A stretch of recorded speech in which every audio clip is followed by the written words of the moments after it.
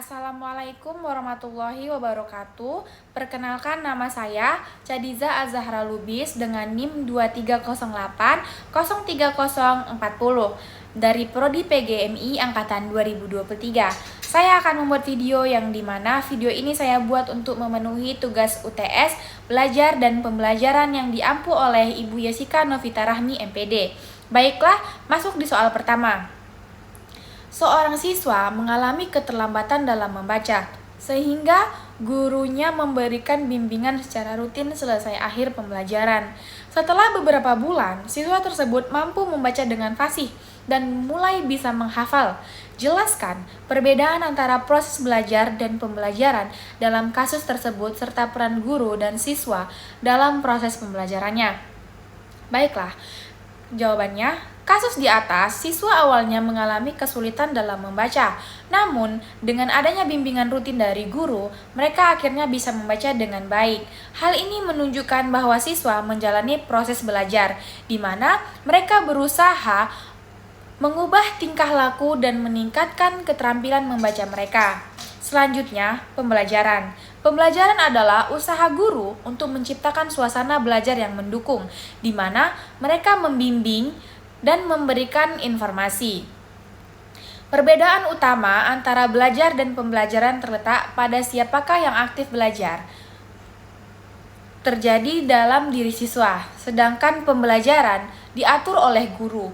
Guru harus memperhatikan kesulitan siswa, merancang strategi yang tepat, dan memantau kemajuan siswa. Siswa juga perlu menunjukkan motivasi berlatih dan berinteraksi dengan guru. Keberhasilan siswa dalam membaca mencerminkan efektivitas pengajaran guru dan proses belajar siswa. Soal yang kedua, dalam proses pembelajaran di sebuah kelas, guru menggunakan media visual, praktik langsung, diskusi kelompok, dan kuis interaktif dalam menyampaikan materi IPAS atau ilmu pengetahuan alam sosial tentang sumber energi dan pemanfaatannya.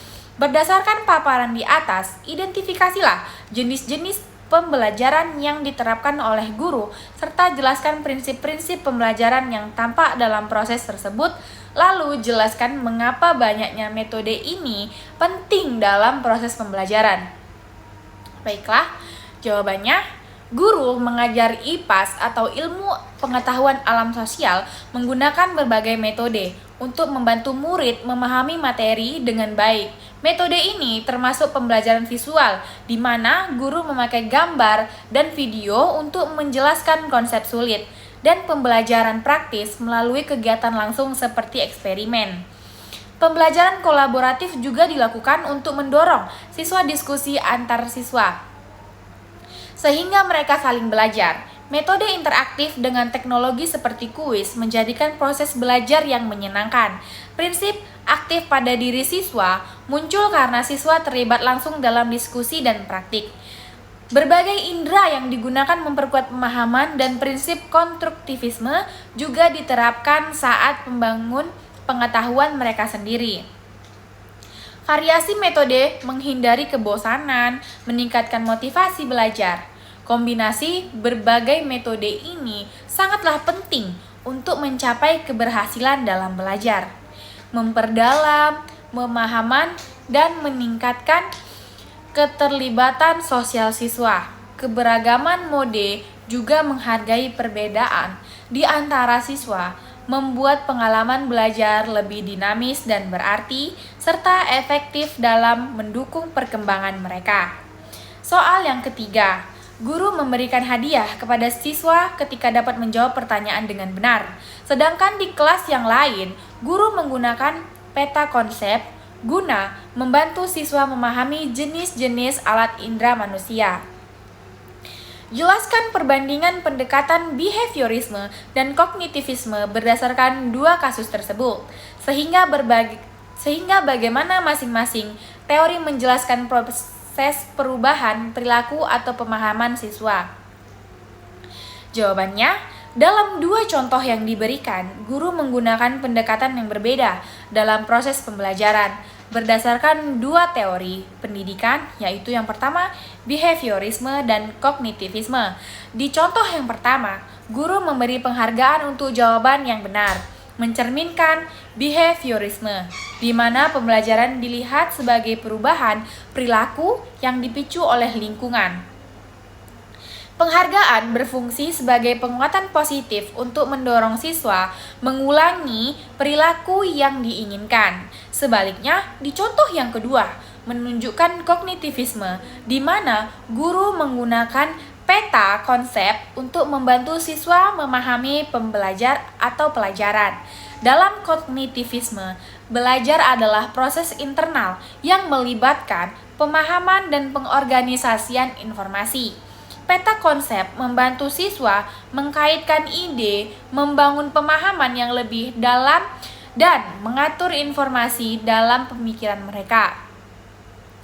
Kesimpulannya adalah behaviorisme fokus pada perubahan perilaku melalui penguatan eksternal, sementara kognitivisme lebih menekankan pada proses berpikir, pemahaman siswa, dan proses informasi. Keduanya memiliki keunggulan masing-masing dan dapat saling melengkapi dalam pendidikan. Guru yang menggabungkan dua pendekatan ini bisa lebih sukses menciptakan lingkungan belajar yang efektif. Baik, lanjut soal keempat. Seorang guru mendorong siswa untuk mengemukakan pendapat tentang beberapa isu sosial dan mengajak siswa membuat proyek sosial bersama sebagai bentuk pengalaman nilai-nilai Pancasila. Jelaskanlah bagaimana pendekatan humanistik dan konstruktivisme tercermin dalam kasus tersebut, serta bagaimana dampak positif dari penerapan kedua pendekatan tersebut terhadap pengembangan karakter dan pemikiran kritis siswa. Baiklah, jawabannya adalah dalam pendidikan, guru mendorong siswa untuk berbagi pandangan tentang masalah sosial dan terlibat dalam proyek sosial sesuai nilai Pancasila. Hal ini mencakup dua pendekatan pembelajaran, yaitu metode humanistik dan konstruktivisme. Metode humanistik berfokus pada pengembangan potensi siswa, termasuk aspek emosional, sosial, moral, dan intelektual. Guru menciptakan lingkungan aman untuk kebebasan berpendapat. Sementara, proyek sosial mengasah empati dan karakter siswa di sisi lain.